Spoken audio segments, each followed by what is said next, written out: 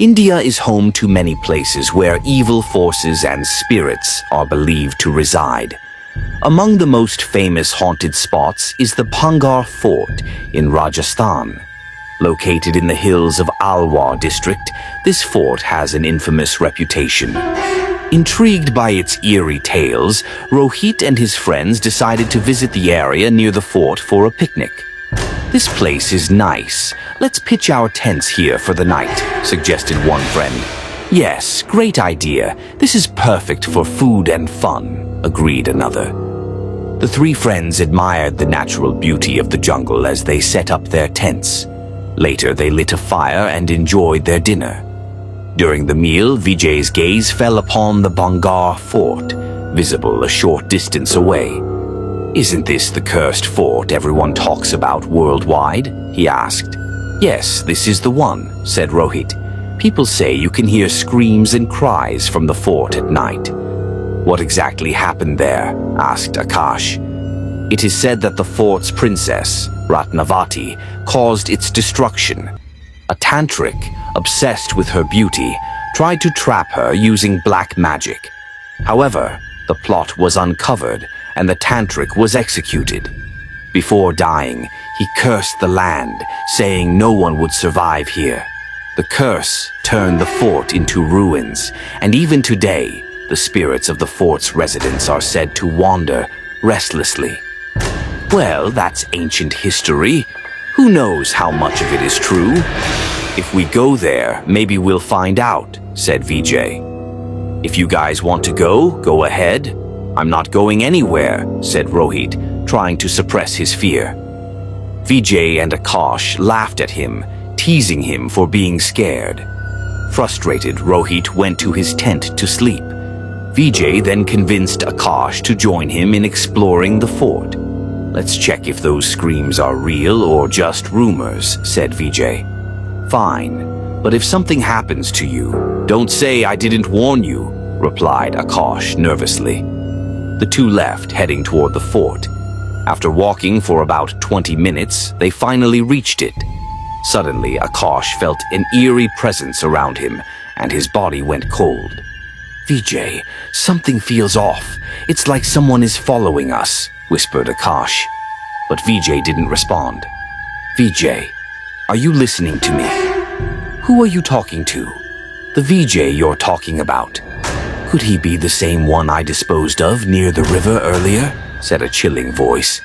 Shocked, Akash turned to see Vijay transform into a headless demon. His severed neck oozed blood, and his horrifying laughter echoed through the fort.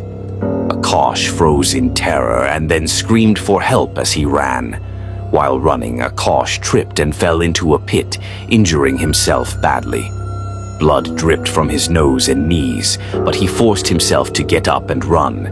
Before he could escape, the spirits attacked him and his screams pierced the night. Back at the camp, Rohit heard Akash's cries. Grabbing a torch, he rushed out. Near the bushes, he found Vijay lying injured, surrounded by scavenger birds tearing at his flesh. Horrified, Rohit chased the birds away and tried to help his friend. "Vijay, who did this to you?" "Run, Rohit. That monster will kill you too," Vijay warned. Ignoring Vijay's protests, Rohit lifted him on his back and made his way through the dense jungle to the highway. He flagged down passing cars, desperately seeking help. Just then, Akash appeared, running toward them. "Run, Rohit. That monster is here," Akash screamed. "What are you saying? That's Akash." "No, he's possessed by the spirit." Before Rohit could process this, Akash lunged toward them. Just then, a speeding car pulled up, and the driver yelled, "Get in, or the headless demon will kill you all."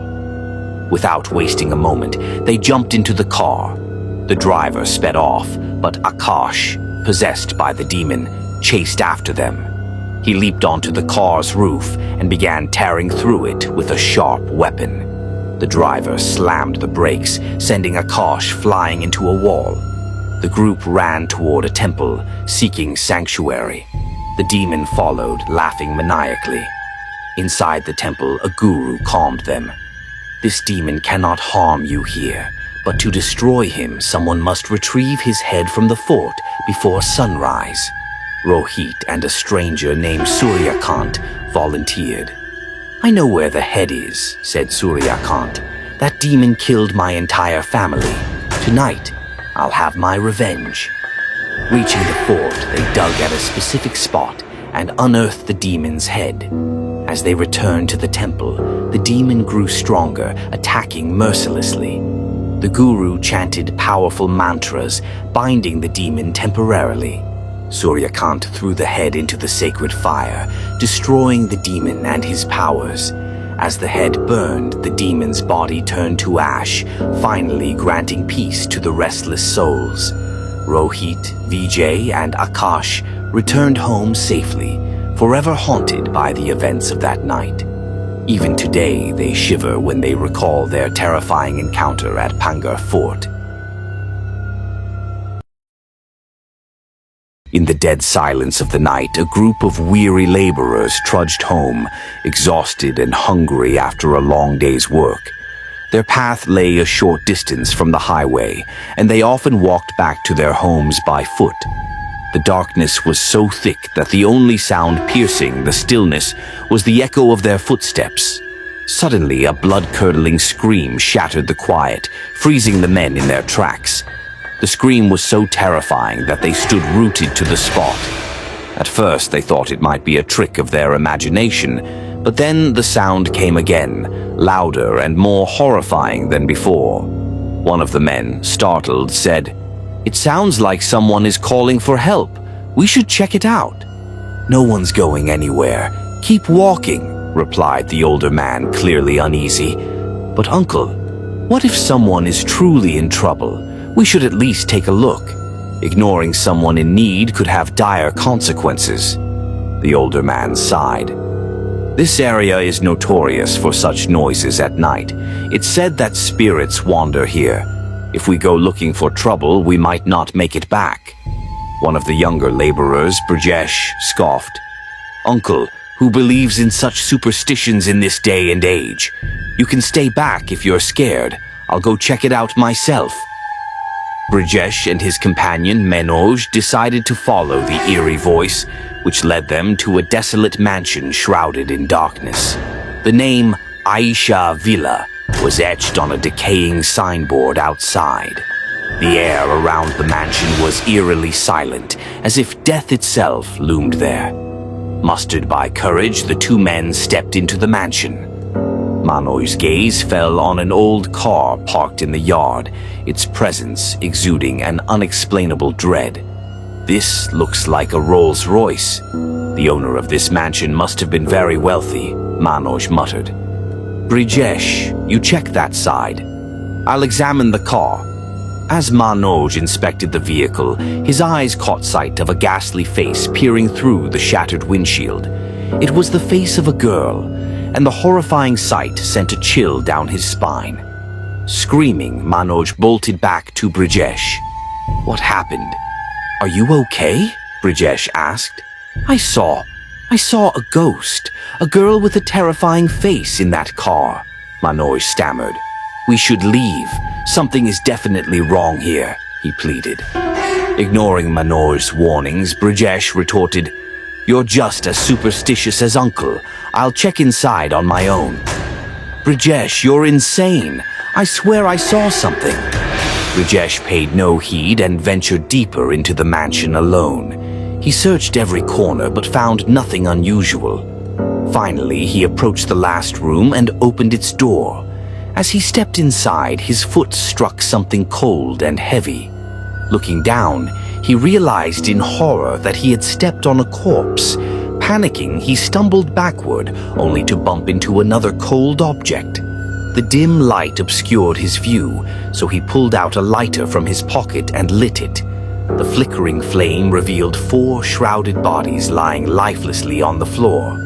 Among them was a woman and a young girl, no older than 17. Brijesh's breath hitched as he recognized the face of the girl. It was the same terrifying visage Manoj had described. In his desperation to flee, Brijesh felt a bony hand clutch his leg. A corpse had grabbed him and was dragging him down to the ground. "Help me! Somebody help me!"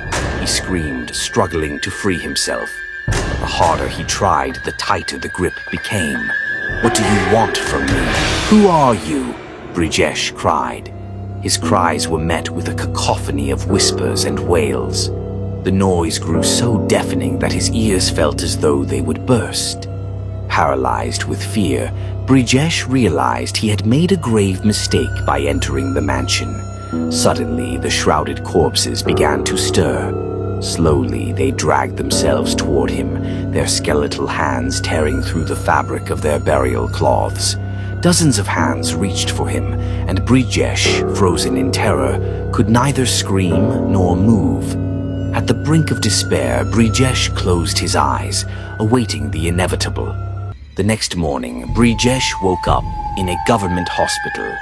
A man stood by his side. "Are you all right, son?" the man asked. "Who are you? How did I get here?" Brijesh asked, confused. "I'm the caretaker of Aisha Villa. I found you unconscious and brought you here. What were you doing there at such an hour?" Brijesh recounted the night's horrifying events. "You're lucky to be alive," the caretaker said gravely. "Most who cross paths with those spirits don't survive." "Why do those spirits haunt that place?" Brijesh asked. The caretaker sighed and told him the tragic story of Aisha Villa. During the British era, a wealthy Christian family moved to the area. They had a 17-year-old daughter named Aisha, whom they loved dearly. They even named the mansion after her. Though they lived a prosperous life, the locals despised them out of envy. One fateful night, a group of men broke into the mansion. They brutally killed Aisha's parents and then turned their attention to her. The men assaulted her before murdering her in cold blood. Since then, the cries and wails of the family have haunted the villa. "But you're the caretaker," Brijesh said. "Why haven't the spirits harmed you?" The man smiled faintly and replied, "Can the dead harm the dead?" "What do you mean?" Brijesh asked, stunned. "I mean that I'm one of them. I was the fourth body you saw. Years ago, I too ventured into that cursed house, drawn by those cries, and never made it out alive." Before Brijesh could respond, the man vanished into thin air.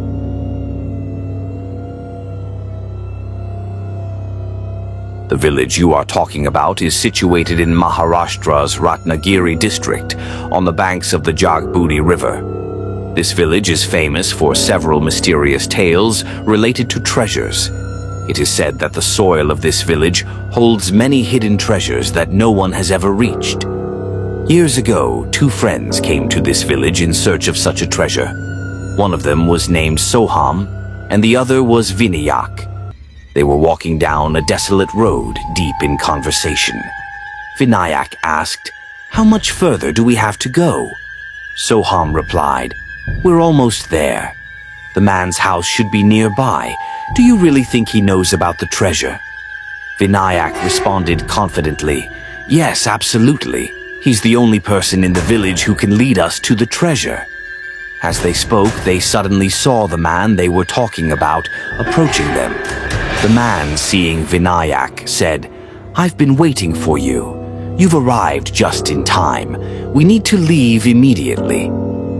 Hearing the thunderclaps, Soham said, "I think it's going to rain heavily. It's not a good idea to go into the forest right now." The man replied, "This village is associated with the ancient deity Hastar. Thunderstorms are a common occurrence here." Following the man's advice, the two friends left their car behind and started walking. After covering some distance, they entered the forest. Soon, thunderclaps sounded again, followed by a storm and torrential rain. Seeking shelter from the freezing rain, they found a cave and decided to wait there until the rain subsided. Soham asked, "Why does it rain here out of season, unlike other places?" The man explained, "There's a reason for that. Long ago, there was a goddess of prosperity. She possessed an abundance of gold and grains. When the universe was created, the goddess of prosperity gave birth to 16 crore deities. However, her firstborn, Hastar, conspired to steal all her gold.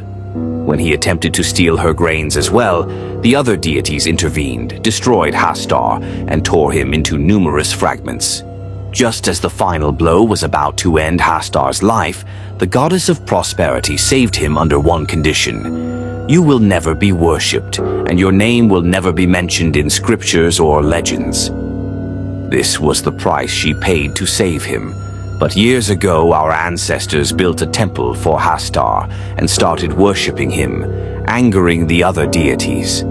Since then, their wrath has poured down on this village in the form of relentless rain. Soham asked, "Does that mean the gold Hastar stole from the goddess is still in the temple?" The man nodded. "Yes, it's hidden inside a well within the temple. But any mistake while retrieving it could doom us all. Those who tried before became Hastar's victims. Hastar doesn't let anyone escape unscathed. While they become immortal, their bodies rot and decay." Soham felt the danger but couldn't convince Vinayak to turn back. "We're so close to our goal now. There's no point in turning back," Vinayak insisted. Reluctantly, Soham followed. Reaching the temple, they encountered a swarm of bats attacking them.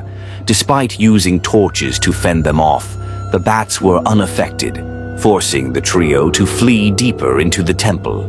Eventually, they reached the terrifying well, so deep it seemed bottomless, swallowed by eternal darkness. Vinayak volunteered to accompany the man down the well, while Soham stayed back to summon help if needed. However, Soham secretly followed them. Inside the well, they found a massive iron chest, adorned with the image of the goddess of prosperity, filled with gold. The man instructed, "Listen carefully. We must distract Hastar by throwing these dough figurines far away. While he's busy eating them, you must retrieve the gold and return to this circle of protection. If you fail, the eternally hungry Hastar will devour you." As instructed, Vinayak threw a figurine, attracting Hastar, who appeared suddenly and devoured it ravenously. Vinayak quickly gathered a large amount of gold and handed it to the man. This continued until only one figurine was left. When Vinayak was about to return with the last batch of gold, the man pushed him out of the protective circle towards Hastar. In an instant, Hastar attacked Vinayak, biting off his hand. Hearing Vinayak's screams, Soham rushed to his aid and attacked the man with a torch. Before Soham could do more, the man pointed a gun at him. "Why did you do this?" Soham asked angrily. The man replied coldly, "I knew I couldn't retrieve the gold alone. So I lured Vinayak with greed and now got rid of him forever. If you want to live, help me carry this gold out." Helpless, Soham complied. But while climbing out, he deliberately dropped some gold coins. As the man bent to pick them up, Soham kicked him down the well, straight into Hastar's grasp. Hastar did to him what he had done to Vinayak. Soham managed to escape and later handed all the gold coins to Vinayak's elderly parents. To this day, whenever Soham recalls his friend's painful face, his eyes fill with tears.